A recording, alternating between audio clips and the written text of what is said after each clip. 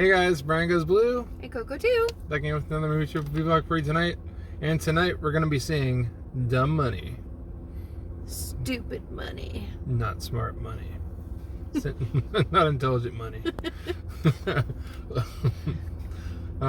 Yeah, this one is high up on our radars. We've been watching the trailer for this one for a month or two now, and it looks pretty good. It's got Paul Dano as the main lead role, which I always love him. And Shailene Woodley. Yeah. I haven't seen her in a little bit. No, I know she was in that Robots movie that you saw at Walmart. Oh yeah, like the straight to video, yeah. Whatever that was. It's probably not that great, but who knows? Yeah. But yeah, she's in it. There's a lot of people in it. Seth Rogen's in it. Oh yeah. Nick Offerman from the Parks and Recreation's in it. Pete Davidson. Oh yeah, he plays his brother. And then that one girl, I don't know her name, the brunette, plays America Seth Rogen's Ferrera. wife. No. America, The one she's in it though. Oh, she is. Yeah. Oh yeah, that's right. The one that plays the Seth Rogen's wife. She was also in No Strings Attached. I forgot her And name. played Natalie Portman's sister. I love her. I don't know her name. Yeah. Story of my life. But yeah, this looks super fun. Yeah. We had it scheduled for like an early screening when it first came out, but that didn't work out. So we're seeing it. I had to work. Yeah, we're seeing it now. So yeah, this place is a ghost town. There's nobody around. Seems like all the hype of everything else is dying down, and it's a Thursday night. So yeah. Well, it's Thursday at 9, so maybe they saw an earlier showing or something. Is there anything new coming out tomorrow? Expendables 4. Okay. Are we? No. We're not. I'm not picking that. Oh yeah, action movies. Now I love those stars in there, but I'm just not a big Expendables fan. Same. I haven't seen the first or second or third. If there's, yeah. I'm guessing there was all three. Yeah. I couldn't even tell you who was in them. So Vin Diesel. Arnold's in the first couple, I think. So Stallone. Every big action star you'd ever think of is in these movies. Really? Yeah. It's like they're all put into one. Okay. Anyways, Dumb Money. So this is basically, I guess, I don't know, the easiest way to really describe this is probably Paul Dano's character. He, him and his wife, I think is his wife, Shailene Woodley, in the movie, they drop pretty much their life savings into this stock of GameStop. And and they get rich from it, and I guess piss off like the CEOs. Piss off a lot of billionaires. Wall Street. Yeah, Wall Street. So, ready to see what that's all about. And I guess they just make a bunch of money from it, and they probably go through a lot of crap along with making money. You know how making money like of that magnitude, brings a lot extra to the table too. And Seth Rogen plays like a chody CEO, so I'm excited to see him like on the other side of it, because he's usually like on this side of it, if that makes sense. Yeah, it plays itself like a comedy, but it could be like kind of based on a true story. I could see that. Very serious. Yeah. He has to like go in front of the Supreme Court, or like he has to like go to a hearing. Yeah. Because of it. I don't know. Isn't this based on a true story? Yeah, I think it is. It could be one of those movies that starts out funny, but then ends up kind of like a drama. It seems like he has a very strong social media presence, and like that's why this has like gotten so big. So I'm excited to see that, because like, we're like in the social media, not the social media game, but we're on the YouTubes. Yeah. And we have some sort of influence. Some might call us, underdogs or underrated, but we're here. We're at least rated. So we're here. Yeah. So no, I think it's cool to like see how like he has an influence and people are following him and like supporting him, and that's how he's like gaining all this popularity. And I don't know how it all pans out, but I think we're gonna go see how it pans out. It'll be cool to 1 see. minute till it plays. 1 minute until it starts. We're gonna head in there and let you guys know what it's all about. Yeah. We'll be back. That's the trees to the AMC's. It's a funny, not so sunny night. We're gonna go see Dumb Money. Huh? It says not so sunny tonight. No. We're gonna see Dumb Money. Yeah. Yeah, not really funny. No. Well, we just got someone seeing Dumb Money. Alright. So yeah, thoughts in the car. And we're back in the car. So what'd you think? Dumb Money. That was good. Yeah, it was really solid. I liked it. There was like just enough well, quite a bit of serious. Just enough funny. Yeah. And just enough to confuse me a little. Yeah, a little bit. Yeah, a little bit. Well, I'm not a numbers kind of gal. you throw out stock market and numbers and everything, it kind of confuses me too. I'm not big into that sort of thing. Yeah, I wish I was, or Me I too. wish I were.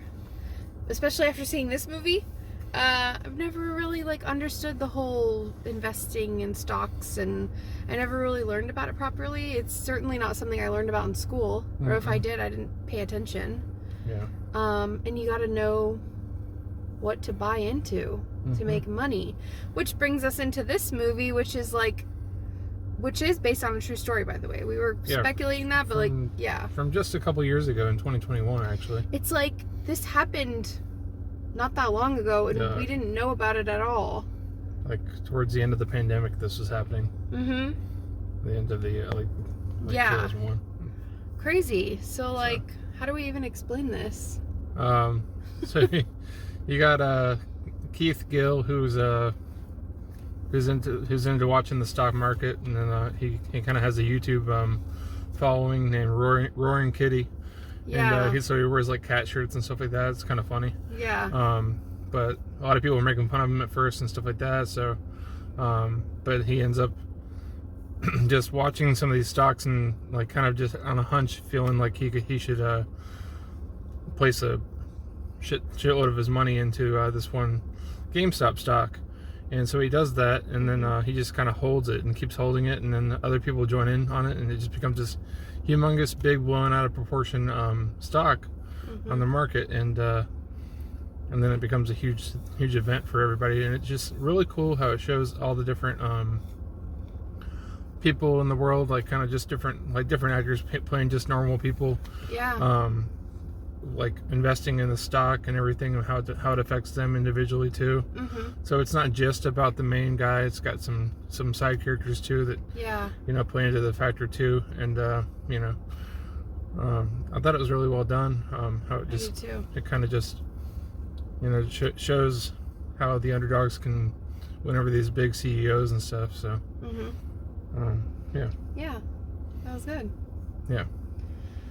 So I don't know. That was crazy. I forgot what I was gonna say. I was like gonna go into something, but I blanked. You're good. Yeah, he was pretty knowledgeable about everything. He was a business analyst, like a financial business analyst. I'm not sure if I'm saying that right. For Mass Mutual, that's like who he worked for. And he didn't do anything illegal. Like, he just paid attention and, like you said, had a hunch. And really, like, believed in it and didn't let anything like stop him from going for it. And then with that, other people believed in him, and he actually posted his balance sheets like after the like when it closed. Did he say he did that before or after, right? He would post his balance sheets, like these like in-depth like Excel spreadsheets of just like everything, and pretty much showing off like almost like your bank account, like kind of like showing basically your ins and outs of everything. Yeah, and people believed in it and they trusted it, and good thing they did, because it paid off for them too. Some people, I mean, were still like in the hole even though they invested. But I mean, I don't know, if that were you, like if you had been a part of that, would you have held, or would you have? I probably would follow everybody else. Yeah. I would look at it every day like these people do, and just kind of. I guess it depended on my situation. Like I'm one of those people that like I don't gamble, but if I would go to the casino, like I would always cash out. Right. Like when I felt like, it was enough for me, like when it, you get greedy, and that's like a whole other problem. But yeah, I feel like I probably would have been like, this is more money than I've ever had or seen, so like I'm gonna sell. Right. But I can see how like it would have been inspirational too, especially because like something sketchy happened. Like these regular people had were using this app called Robinhood, and like the CEOs of that.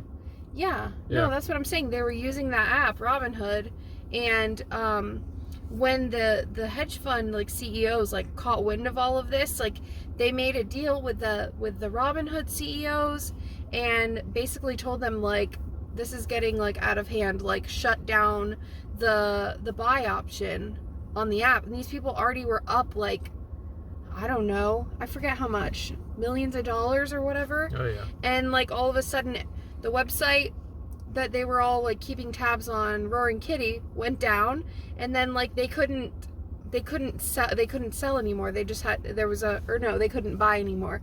They were all forced to sell out, but they didn't. Yeah. They were just holding it there. They didn't have to. I think there was only like one character that ended up. Or did they? Or did they? I don't know. Well, there was multiple characters. I'm not giving it away. I know you're not. There were just multiple characters, and some did stuff, and some, I don't know, whatever. No, you're good. What? So, yeah. Yeah.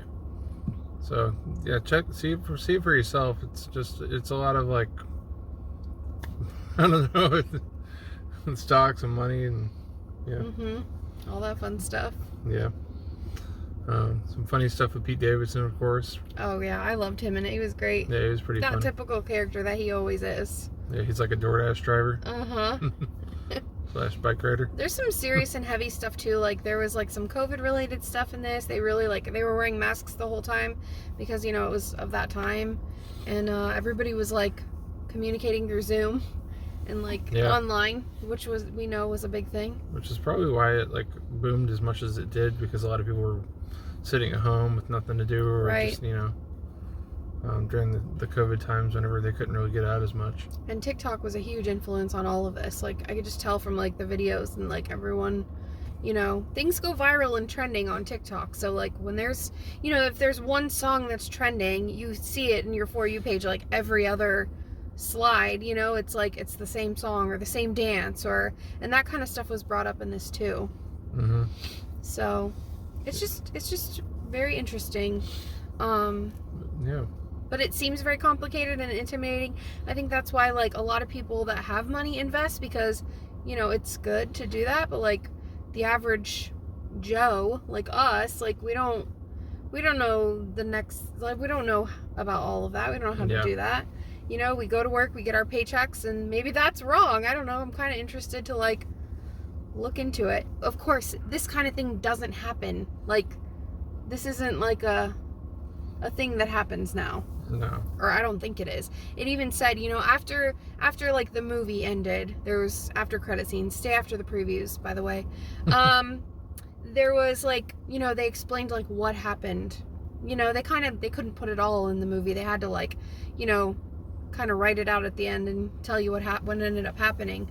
But ever since this happened, the like hedge fund and like Wall Street, it said that they now go and look at these like retail stocks to see like where people are investing. They didn't do that before because it's literally called dumb money. Like they like just referred to it as dumb money. So not so dumb now, is it? No, they gotta watch their asses. But yeah, look at me talking all like financial, like I know what I'm talking about because I just watched this movie. I really don't, but I can pretend like I do. Yep. It was a very entertaining movie. It was. And, you get the cast, you get like the, for lack of a better word, all-star cast. We like all of these people. You get a lot of familiar faces. And it makes it more interesting. Like, like, would I watch a documentary on this? Probably not, because it doesn't interest me. But when they like when Hollywood puts it out, it's like a whole nother ballgame. And it like interests you, Yeah. It's kind of shitty that that's the way that it is, but... You got Paul Dano's hair like that, Oh my god, that wig, though. I don't think that's a wig. Really? I don't know. I think... There were some parts where I was like, ooh, that's a wig, yeah. Oh, okay. It was just a little too stiff. Yeah. I don't know. Maybe he grew his hair out. I don't know. I don't know. But, I give it a 4. Yeah. I give it a 4, too. It was really good. It was inspiring, like... It was cool, like how we said about, his social media presence or his internet presence. Yeah. He had that, and like he didn't give up. He would just like the first scene he got home from work or whatever, and his wife was like, "Go make a video," because he was feeling like down. She poured him a beer and said, "Go make him a video." It kind of reminded me of us, like how we like encourage each other to do that, or we'll be like, "Let's go make a video," So it's important to do that and to keep going. So yeah, we were literally the last ones at the theater. Yep, we are, and it's really not that late. We've been here later for sure. Yeah. But yeah, so that's our review for Dumb Money. Yeah. Or whatever you want to call that. I guess that was a review. Oh yeah, that was. So yeah, I'm glad we got out to see this. Yeah, me too. You guys gonna see this? You interested in checking it out, or you're fans of Paul Dano, Pete Davidson? I don't know. There's a big old group of cast. Seth Rogen was a little different in this movie, which is kind of was refreshing. Not as much as of him laughing in this one. He wasn't really laughing. Not at all. Not much to laugh about. Not one laugh for him. Maybe a nervous laugh. But yeah. Yeah, he was kind of a chode. His shirt was tucked in. He tucked in his pajama shirt into his pajama pants. Who does that? I guess they were trying to make him look like well put together, but I don't know. I didn't buy it. No. But yeah. Do you guys invest? You don't have to get all personal with it, but like, do you at least know about investing? Do you do it? Is it like a thing that you do? Or do you just earn your paycheck and pay your bills and then spend the little chunk you got left on movies? Yeah, where do you get that movie money? So yeah,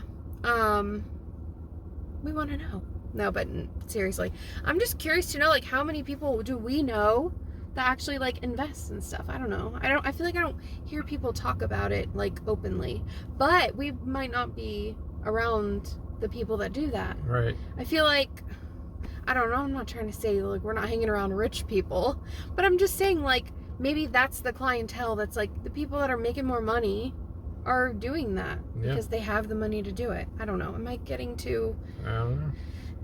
Thinking too much about this? I don't know. It interests me. But yeah, so that's that. That's that. Okay. Go check out Dumb Money. Try out Dumb Money, and we'll be talking to you guys soon. Brian Goes Blue. And Coco too. Signing off. Bye. Bye. Also, couldn't leave this out. Had to throw this in there. My favorite part of this movie was the fucking soundtrack. Can we talk? I was bopping. I was bopping. Is that what the kids say now? I was vibing. I was doing something in there. Okay, Brian was not for it. The first song they played was the WAP song. He was not a fan. But then Megan Thee Stallion, I'm a savage. That's better. Classy, I mean, I can take that. Nasty. I loved that. So I just wanted to throw that in there. The music was fire. It was good for the scenes it was in. It was. Yeah. And like every time they like played the music, it was like right on. It was just like perfect. Like the vibes were immaculate. And now I feel old for all the things that all the words I just threw out there. Yeah. But no, the music was really good. Loved it.